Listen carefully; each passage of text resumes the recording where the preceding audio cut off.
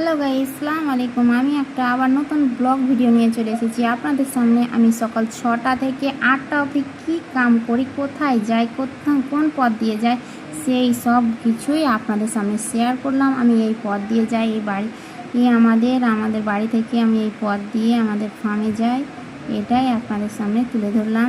কেমন লাগছে ভিডিওটা কমেন্টে জানাবে। টাটা বন্ধু। এটা খালি আমি যে পথ দিয়ে যাই সেই ভিডিও।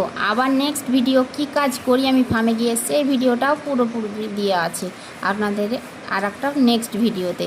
আমি এই পথ দিয়ে যাই, এই পথ দিয়ে গিয়ে এটা পুকুর পাড়টা দিয়ে তারপরে আমাদের ফার্ম। অনেকটা একটু হেঁটে সকাল সকাল হাঁটি।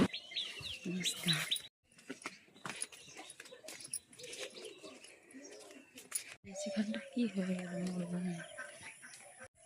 দেখো গাইস, এখানটাতে ভিডিও করতাম, খুব সুন্দর লাগতো, খুব সুন্দর সিনটাকে কি খা খা করে দিল গো। সব গাছপালাগুলোকে কেটে নিয়ে আমাদের অলরেডি ফার্মের কাছে চলে এসেছি।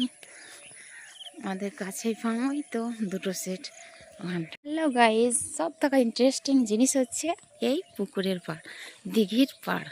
এই দিঘির পাড়ে তোমাদেরকে দেখাচ্ছিলাম ভিউটা।